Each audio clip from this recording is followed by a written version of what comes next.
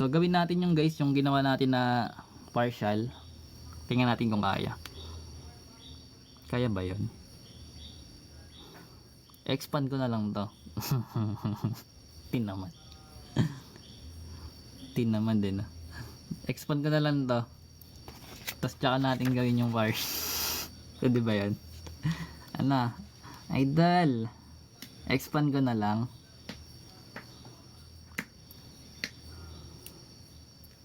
Kaya, kasi naka-squared lang naman binomial. Pero try natin yung guys. So, meron tayong given na 2x cube equals 3xy plus 1 squared. So, gawin natin yung partial. So, lipat natin sa kabilang side. So, magiging 2x cube minus itong term na 3xy plus 1 na naka-squared equals 0. So, derive lang natin. So, meron tayong formula. Ganyan. So, copy natin yung negative. Then, derive lang natin itong 2x cube. So, magiging 6x squared. Then, minus ito guys, chain rule. Diba?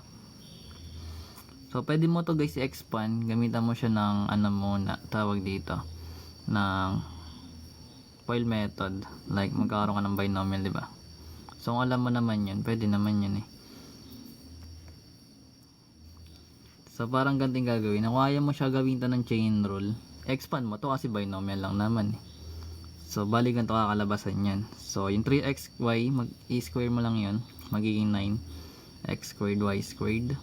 Then, magka-times ka lang ng 2. Tapos, times mo itong mga terms. So, 2 times 3 magiging 6. X times yung xy. 6xy times 1. 6xy pa rin. Then, squared mo lang yung 1. Magiging 1 pa rin. Ayun na. Then, equals 0. Y prime pala. Over, yung ano natin, sa y naman. Ay, hindi ko pa ito na-derive. In-expand ko lang. Tapos, dinerive ko to dito.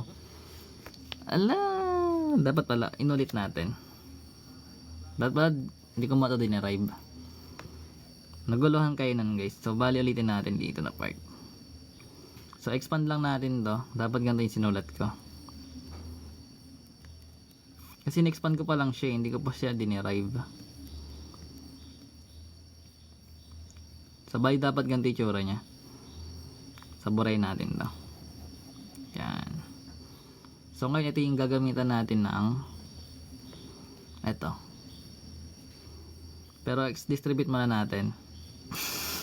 Daming process no? Oo nga eh. Yan. Ayan na guys. Distribute ko lang yung negative sign. Alam ko gets yun. So gagamitan na natin siya nito ng partial derivative. Lagay mo dyan. Try natin kung kaya. Yan. So kung negative, copy lang natin. Then derive lang natin 2x cube. That is 6x squared. So kapag may magkatabing variable, sabi natin yung isang variable na hindi natin diniderive magiging constant. So bali yung magiging yung i-derive natin dito guys is negative y, negative 9x squared. So pag dinerive natin yung negative 9x squared, magiging negative 18x. Then magiging constant yung y squared. So kakapin mo lang siya. Then sa kabilang term ganun din. So bali yung i-derive natin dito guys is yung negative 6x, while yung y magiging constant. So, bali magkakaroon tayo ng negative 6y na lang. Kasi derivative ng 6x is negative 6. Copy mo lang yung y. Then, para sa derivative ng constant, which is 0. So, hindi natin lalagay yan. Over, sa x sa y naman tayo. So, ito constant to guys. Kasi wala namang y. So, 0 yan. Pero dito sa case na to, bali yung i-derive natin is yung negative 9y squared. So, pag derive natin yung negative 9y squared, magiging negative 18 yun, y. Then, meron siyang x squared na katabi. So, magiging constant yung x squared. Then, yun. Then, sa kabila naman, meron din siyang may magkatabing variable. So, bali yung i-derive natin is negative 6y. Which is ang derivative nun is negative 6. Pero may katabi siyang x. Constant yung x. Then, derivative ng constant which is 0. So, ito yung magiging y prime natin. Then distribute mo lang yung negative sign kung gusto mo. Kahit wag na. Balik kunin na lang natin factor na meron sila pwede ilabas. So magkakaroon tayo ng negative 6. Labas natin. Itong negative guys, dito siya. Bali yung 6 lang ilalabas natin kasi factorable. So bali matitira dito is x squared. Then ito magiging minus pa rin 3 xy squared, then minus 6y. Y lang pala. Over, meron tayong negative 18y x squared minus 6.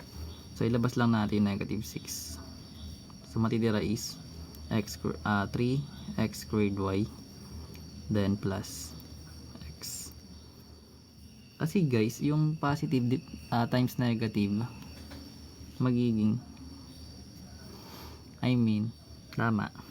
Negative times positive is negative. So pag dinistribute mo dapat tong terms na to guys, ito pa rin yung kakalabasan. So dapat alam yung mga signs. So may eliminate na tong negative 6.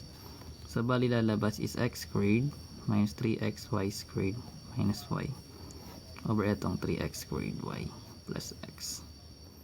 Ito yung y prime natin. Pares ba sila? The moment of truth. Hala! Ayun sila guys, parehas. Pares yan.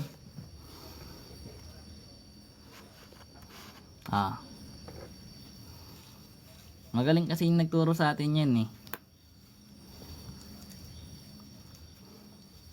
Kaya naintindihan ko rin eh.